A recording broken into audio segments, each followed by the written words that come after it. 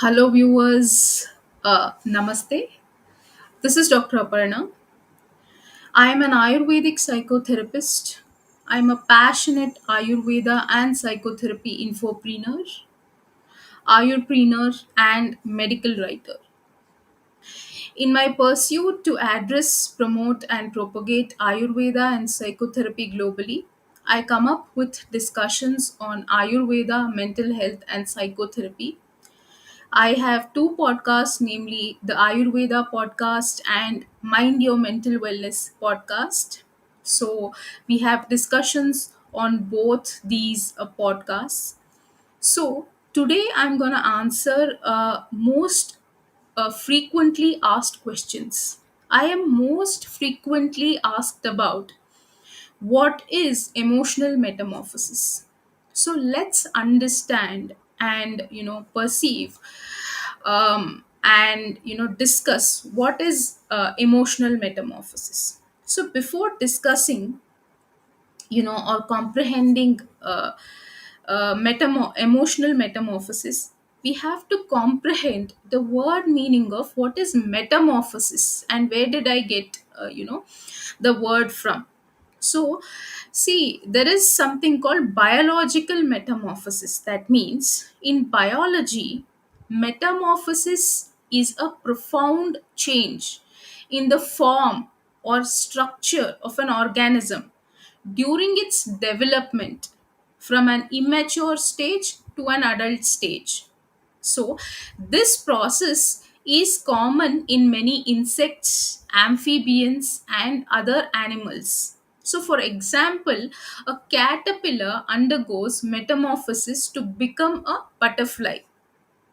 So, what happens is this transformation involves dramatic changes in the body shape, physiology, and behavior. So there is another form of metamorphosis, which is metaphorical or figurative metamorphosis.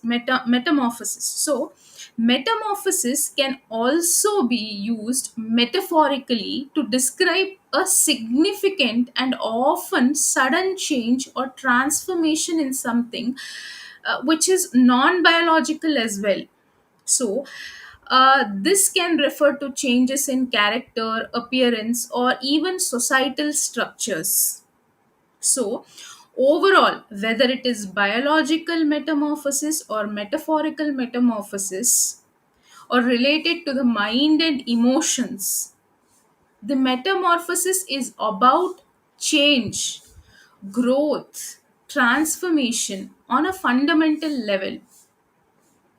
So, this is a concept that is deeply ingrained in the natural world as well as in human experience.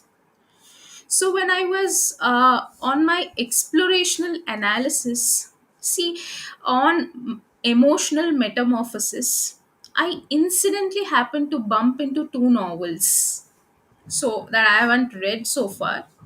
So the novels were The Metamorphosis by Franz Kafka and Emotional Metamorphosis by J.M. Cullen. So, and there was only an article on emotional metamorphosis. So, there were also some notes on emotional metamorphosis. All this while, I was not aware of their existence. So, emotional metamorphosis as a word was non-existent. I thought that emotional metamorphosis as a word was non-existent. So my what I mean by emotional metamorphosis is, first we need emotional intelligence. Then for that intelligence we need to have some emotional metamorphosis to attain emotional wisdom. So that means emotional metamorphosis, as per my knowledge, is a disciplinary skill that can be cultivated and developed over a period of time for psychological or mental transformation, which, when integrated with emotional intelligence, accelerates to emotional wisdom. So, what is when we talk of emotional metamorphosis, we should also talk of mind metamorphosis. So, mind metamorphosis refers to a significant change or transformation in one's thinking patterns, beliefs, perspectives, or mental state. So, it implies a profound shift in the person, in the way a person perceives and processes information, so often leading to a new outlook on life, priorities, and goals. See, why emotional metamorphosis is important is this can be used in therapy as well, as this is metamorphosis, and when this is combined with emotional intelligence, we can, and then we can attain, it is a way to attain emotional wisdom. So when we after we talk of mind metamorphosis, we should also talk of emotional metamorphosis in the scenario of therapy. So if we are addressing any mental health concerns, so emotional metamorphosis, so this refers to a significant change or transformation in a person's emotional, in a person's emotional state, in temperament or psychological well-being. So, this may involve a shift from negative emotions like sadness, anger, or fear to more positive and constructive emotions. So, joy, contentment, and peace. So, this can be brought about by various factors such as personal growth. So, how? By reading books, by cultivating new habits, and by therapy, by life events, experiences, or shift in, one's perspective. So, in both mind and emotional metamorphosis, the process is typically seen as positive, so it often signifies personal growth, self improvement, and enhanced understanding. So, why do we need metamorphosis? Because it emotional, metamorphosis, signifies emotional metamorphosis signifies personal growth. It is for our personal growth, for self improvement, and an enhanced understanding of oneself, of the self and the world.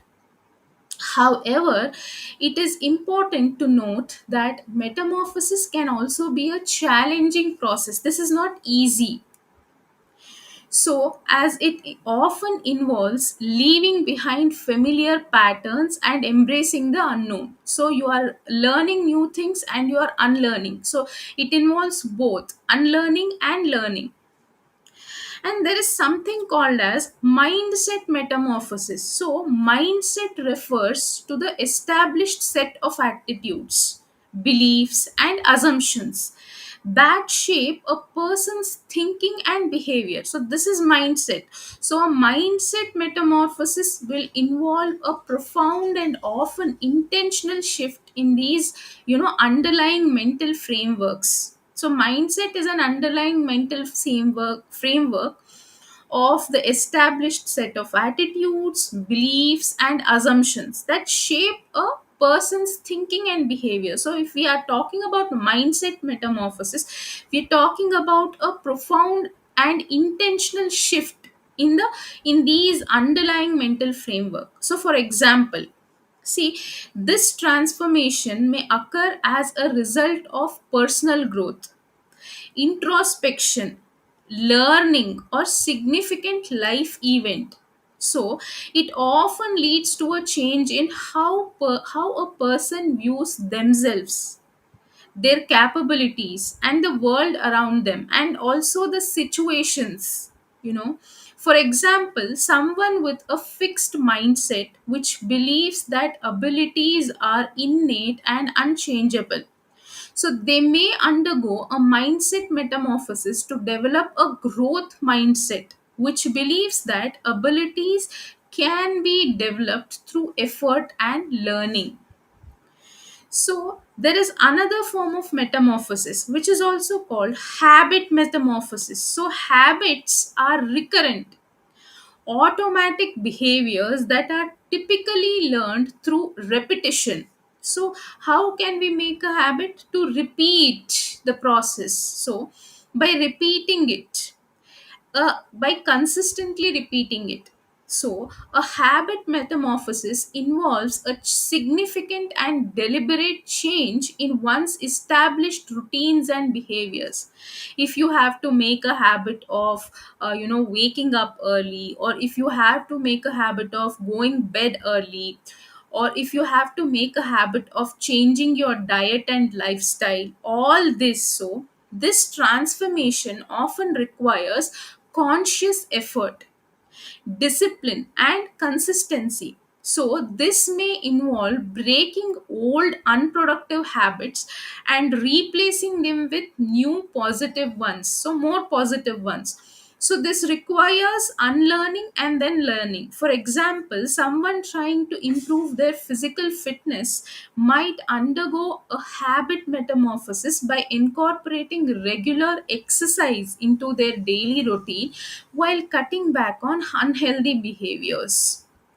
So, if I have to summarize, both mindset metamorphosis and habit metamorphosis involve intentional and profound changes, but they focus on different aspects of personal development. For example, mindset metamorphosis centers on transforming underlying beliefs and perspectives. So, this leads to shifts in how a person approaches challenges and setbacks and opportunities. On the other hand, habit metamorphosis focuses on changing established patterns of behavior, leading to more constructive and beneficial routines. So, these metamorphoses can play a pivotal role in personal growth and self improvement. So, as they can lead to more positive and fulfilling ways of thinking and behaving. So, they require dedication, self awareness, and often, a willingness to step out of the comfort zone. So, then the next question comes: how to cultivate and implement emotional metamorphosis and then accelerate it to emotional wisdom. So, what is the power of, to paraphrase this, the power of emotional wisdom? So, what is true courage here? True courage is looking inwards, not outwards. That means being able to stand firm in a place of vulnerability and to flourish and grow with honesty. Here, humility plays a picture. Humility is a strength beyond measure. So, this is a quote by Jenny Florence. So, this is the power of emotional wisdom. When talking of emotional wisdom, Jenny Florence says that true courage is about looking inwards, not outwards. So, being able to be stand firm in a place of vulnerability and to flourish and grow with honesty. And humility here plays a role is a strength beyond measure. So, the next thing is positive self regard is related to maturity. That means emotional wisdom, as per my comprehension, reflects the way people relate to others. That means the ability to accept people as they are, not you would not as you would like them to be.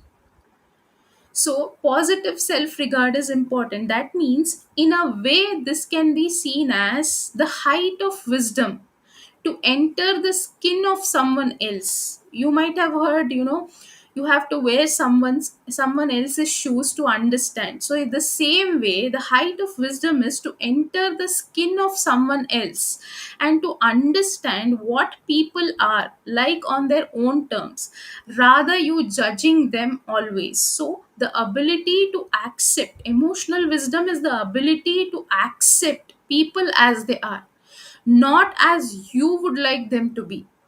The second thing is the capacity to approach relationships and problems in terms of the present rather than the past. So certainly, this it is true that we can learn from past mistakes, but using the present as a takeoff point for trying to make fewer mistakes seem to be more productive for our leaders, and certainly was more psychologically sound than rehashing things that are over. So if you always rehash on things that are over, what happens is you cannot, the capacity to approach relationships and problems will be reduced, so you have to approach relationships and problems in terms of the present.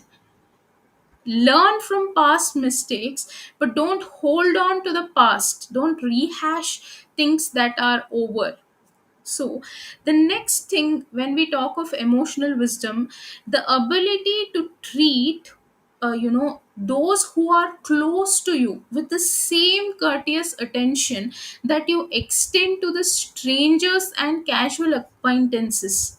So, what happens is, you treat, the need for the skill is often most obvious and lacking in our relationships with our own families. So what we do is we take people for granted who are closest to us. So but it is equally important as at work as well, so we should not take people for granted, who are close at work and at home as well. So we tend to take for granted those to whom we are the closest. Often we get so accustomed to seeing them and hearing from them, we lose our ability to listen to what they are really saying, or to appreciate the quality, good or bad, of what they are doing. So personal feelings of friendship or hostility or simple indifference interfere. So there are so this problem also has two aspects. So one aspect is the problem of over familiarity. The first is that of not hearing what is being said. So there is something called selective deafness, and the selective deafness is, leads to misunderstandings, misconceptions, mistakes. Then the second thing is the matter of feedback. We fail to provide to, indicate our attentiveness to the feedbacks, at least the constructive ones, the constructive feedbacks. The next thing is the ability to trust others. Emotional wisdom is the ability to trust others even if the risk seems great. So, why? A withholding of trust is often necessary for self protection, but the price is too high. If it means always being on guard, that means constantly suspicious of others. Even an overdose of trust that at times involves risk of being deceived or disappointed. So in the long run, taking it for granted. So you have to, emotional wisdom is all about, ability to trust others. There is a risk in, over trusting others and overdose of trust, but it is always good to trust others. And the ability to do without constant approval and recognition from others. So, emotional wisdom is also the ability to do without constant approval, without having to constantly seek for validation. So, and recognition from others. That means, particularly in a work situation, the need for constant approval can be harmful and counterproductive. So these are, this is why, emotional wisdom is important. And for emotional wisdom we need to have both emotional intelligence, and whenever needed we have to be ready for that emotional metamorphosis. Metamorphosis is means change or shift, as we spoke. So here comes the end to this session. So thanks for staying tuned, and please feel free to share your thoughts, queries, and any takeaways or in the comment section. So thank you. Namaste.